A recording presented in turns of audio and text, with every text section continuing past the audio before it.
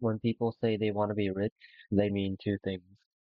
To be richer than other people, relative, so you're comparing, or to actually be rich, absolutely, in terms of resources. So, kind of just to make a simple example, would you rather be rich in a poor country or poor in a rich country? These charts, they're not to like scale at all, right? They're not representative of any like actual country, but just to make an example, um, in absolute terms, right? If you just want to be rich, absolutely, it's better to be poor in a rich country than to be rich in a poor country. You can just think about historically, right? If you think of kings of 1,000, 2,000, 5,000 years ago, they were the most powerful person, the richest person in their entire country, nation, empire. Yet, right, they could not even conceive of the technology we have today, right? The internet, computers, iPhones, cars, homes, central heating, sewage, GPS, right? Everything, right? Rockets. They could not even conceive of that idea, right? They were the most powerful, the most rich person in that entire nation. And yet people today, right, a middle class, even poor people in a developed nation today have better lives than kings of thousands of years ago because of technology.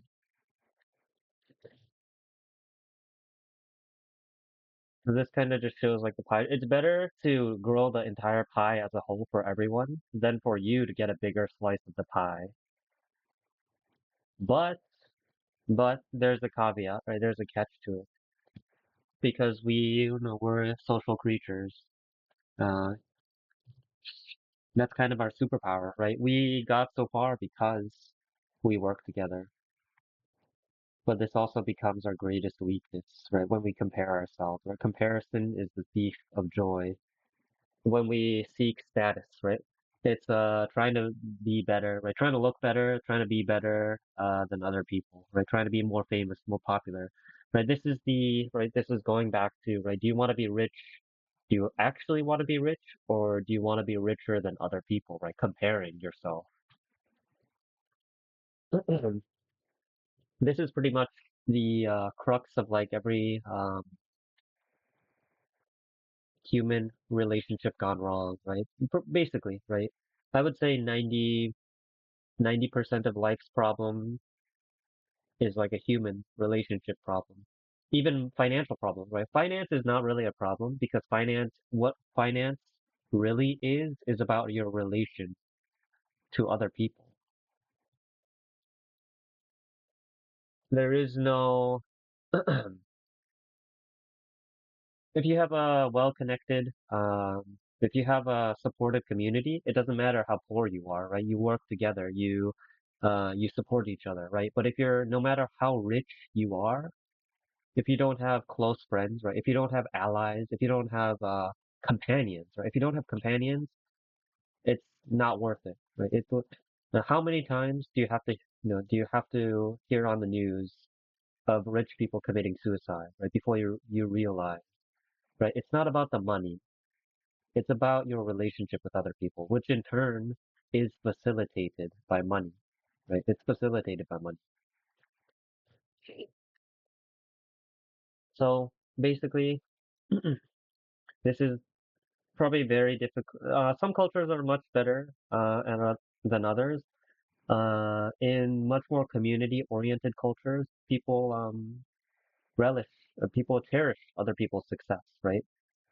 Uh, but in our like sort of individualistic, egotistical society, like our hyper competitive society, we don't really celebrate other people's success, right? We try to put other people down because it's so hyper competitive, right? Competition by itself is not a bad thing.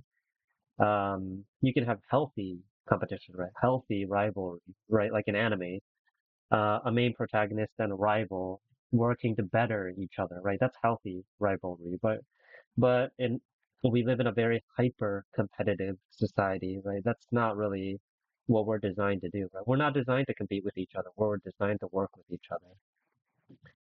Probably one of the only ways we can do that is becoming a parent, right? When you're a parent, you sacrifice everything for your child, everything, right?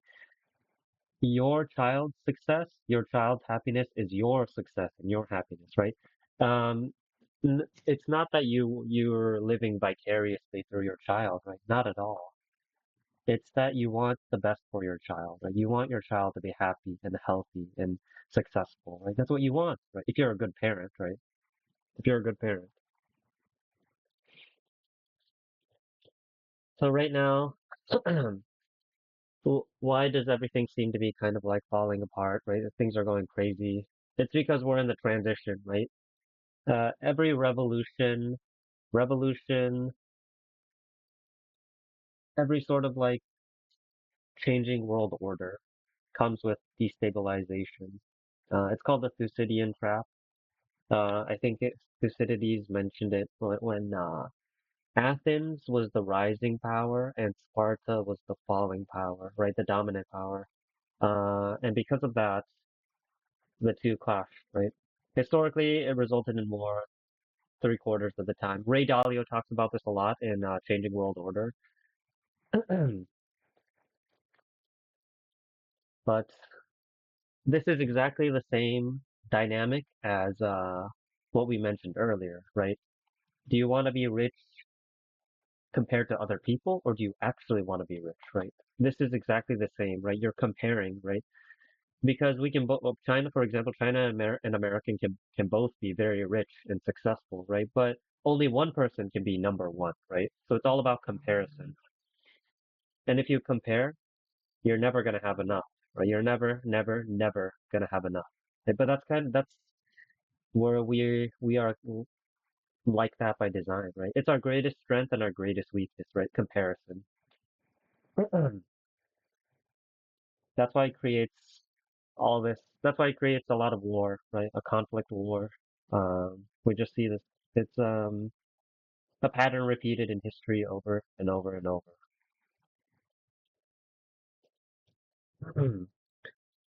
So, what's actually happening, right? What's causing like this changing world order? It's the changing economy, yes, right? But if we dig deeper, really, it's there's only two things happening: the masculinity crisis and the femininity crisis. People talk about there's a lot more people talking about the masculinity crisis, um, which is great, right? But there's not many people talking about the femininity crisis, which is, I would say, much more insidious. It's much more subtle and silent. So industrial society by design is masculine, very masculine, because we impose our will on the environment, right? We dig up earth, right? We mine metals, right? We literally are imposing our will on nature, right? It's very masculine, right? It's a very aggressive, domineering way of, it's a very domineering society, right? That's by design. However, internally, right, within our society, within our global society, there's not many ways to express masculinity, right? Because violence, right? Violence is looked down upon for good reason, right? Violence, aggressiveness, domination is looked down upon. Um, when it comes to social interactions, right? Not when it comes to other like geopolitics, for example. When it comes to, you're talking to your buddies, right? You're talking to your friends, right? Coworkers. You don't dominate. You don't impose your will on other people, right? That's being an asshole. But because of that, there's not a lot of outlets to express our masculinity in within society, even though we're very masculine. Conversely, industrial society is very feminine internally, right, within society, right? Because we need cooperation. We need lots of people to work together, right? And you can't cooperate if you're dominating, right? If you're trying to assert, right? If you're being aggressive, right? There's no cooperation, right? That's why we have a polite, civilized, cooperative, feminine society. However, externally, Um, Femininity is highly, highly undervalued, highly underappreciated. For example, I believe with first and second wave feminism, if I remember my history right, women were talking about, um, of course, women's suffrage, women being seen as treated as equal with men, right? Which is totally in line with femininity, right? That gracefulness, right? But the newer feminism approaches tend to be very masculine, right? It's not about women being more feminine, right? It's about women being more masculine, right? Even feminism, modern feminism is very underappreciates, undervalues femininity, right? When that's a shame because femininity is just as valuable as masculinity. So basically, to kind of like reconcile this tension, we need we really need places to express our masculinity. Places like a martial arts dojos are nice, right? Because you get to convert that energy, right, the masculine energy into something productive. Fight Club, number one rule about Fight Club: don't talk about it. Um, but in all seriousness, even having places like building shelters or digging holes, right, which is you can volunteer, for example, for like in America, there's Habitat for Humanity. There's other places too, nonprofits, organizations, like where you can like just build stuff, right? I believe there was like something in Australia called um, woodworking for men or something like that, right? Where men get together and just build stuff. You need places like that, especially for guys, right? Because we have that primal instinct, right? That primal nature to like to build huts, right? To build huts, to dig holes, to sharpen sticks, right? It's very primal, right? We need that. And then we also need places to value our femininity as well. Um, Taking care of animals, plants, taking care of the young. There really isn't as many. There's places like animal shelters, or community gardens where you can volunteer or work at. Working in elderly retirement homes or working with kids. But I think especially for guys, um, there's not many places for us to express our femininity in a socially acceptable way. Um, yeah, there's not that many places where we can do that. For women too, it's been actively undervalued. Women not being, um, not really being discouraged to be healers, right? To be caretakers, right? When a lot of women are good with that, right? Not everyone. I'm not saying everyone, but a lot of women are good at taking care of other people, or raising kids in the community. That's how we used to do it, um, for I believe, for most of human history.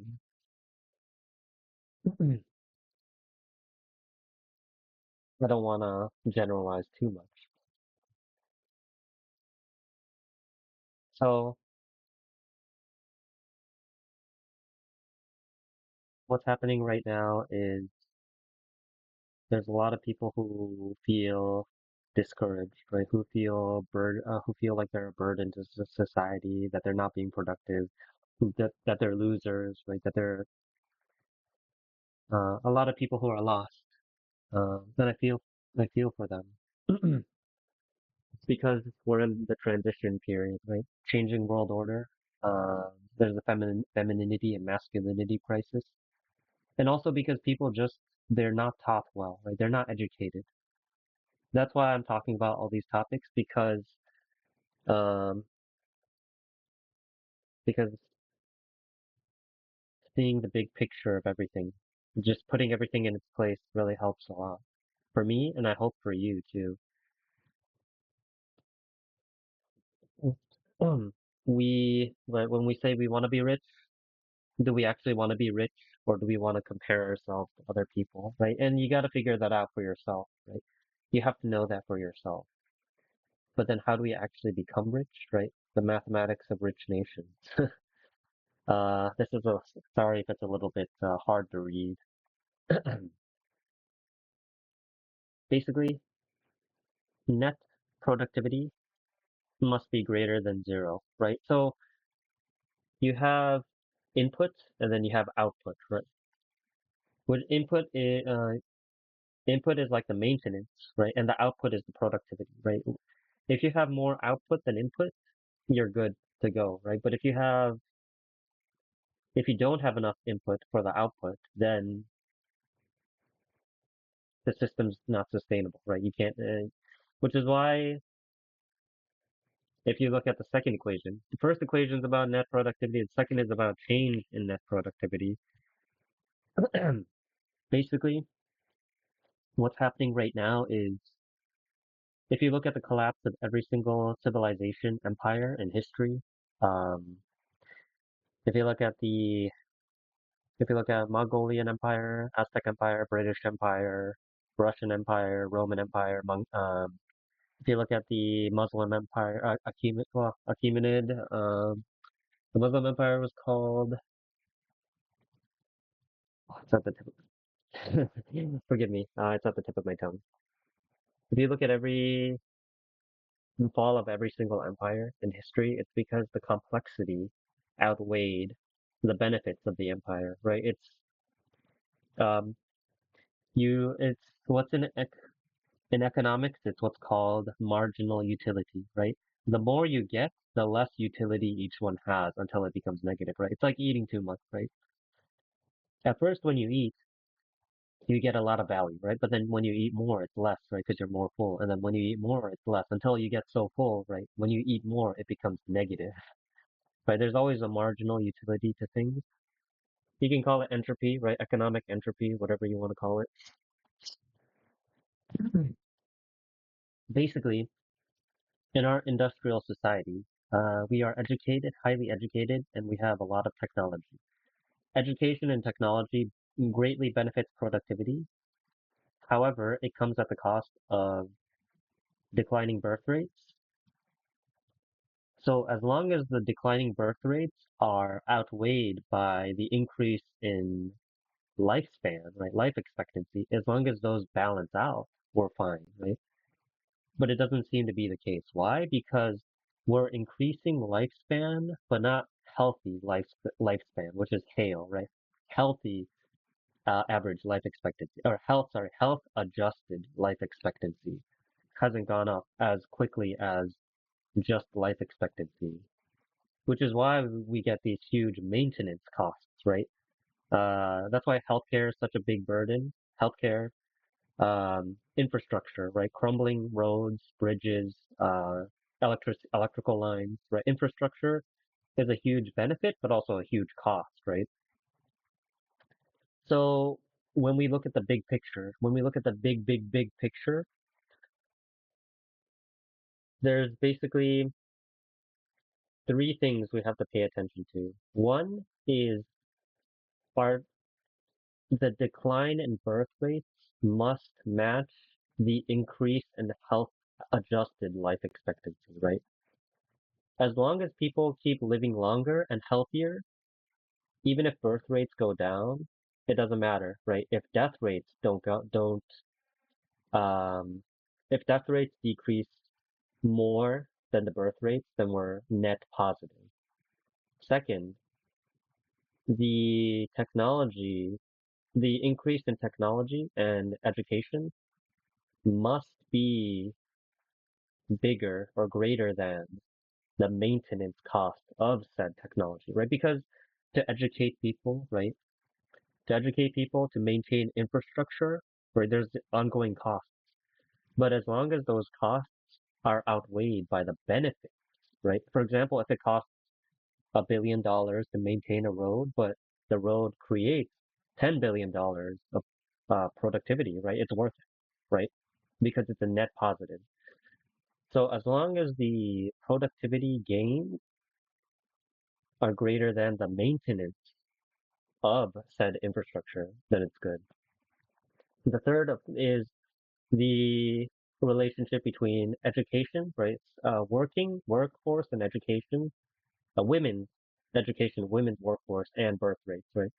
As long as the productivity gains, as long as women getting more education and getting becoming more productive at work, or sorry, um, if women's productivity outweighs the decline in birth rates, net, productive losses, right?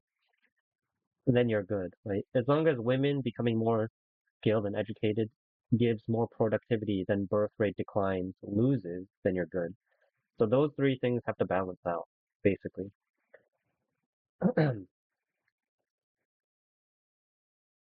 I'm not sure about the exact numbers. Someone can post it in the comments if you know the exact numbers. But my guess is that our net productivity is still positive. However, the change in net productivity might be becoming negative. This could be due to a lot of factors, right? Like I said, the diminishing return. Everything has a diminishing return. Even education, even technology possibly could have diminishing returns, right? The more educated you become, the more productive you become, but the resources required to maintain that level of education could become a net negative. So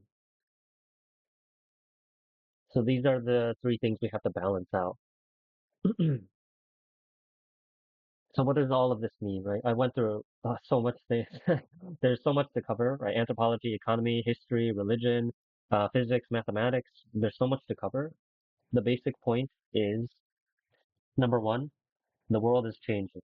Yeah, it's going from a unipolar, American Western unipolar world to perhaps a multipolar, perhaps a different unipolar, maybe some other. It's becoming a different world order, right? So in any revolution, in any change, there's going to be growing pain.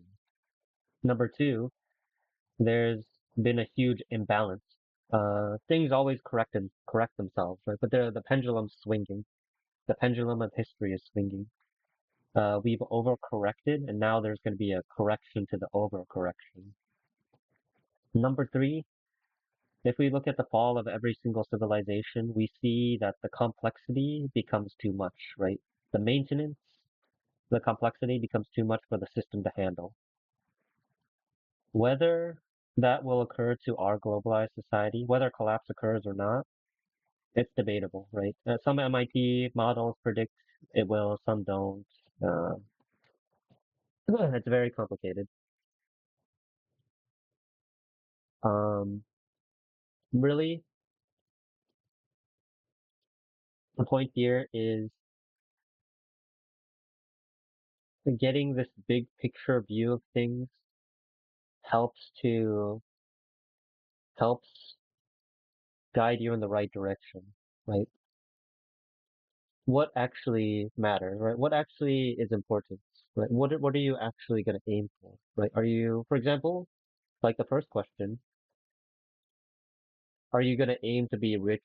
Are you going to aim to be richer than other people, status seeking, or do you want to be richer in absolute terms, right? Which means growing the pie for everyone, for everyone. It's up to you, right? Uh, I'm not going to say anything, which is better or which is worse, right? It's totally up to you, right? Because this is your life. It's up to you how you live it. But I just wanted to point some things out. What actually matters to you? What's actually important to you? For me personally, well, growing up in like this Western industrialized, individualistic society, it's definitely a different way of thinking about things. But being humble and working for the working for humanity, that's what gives me my most meaning, right? This, right, this video I'm making is part of that, right? It's to help people see things as they are.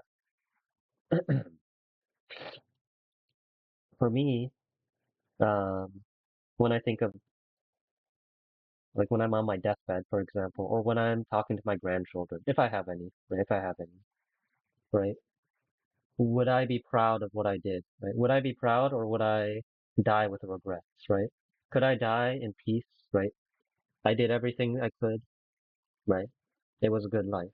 Or would I just regret? Would I regret and would I would I feel like I wasted my life? That's the only difference to me. That's what I think about.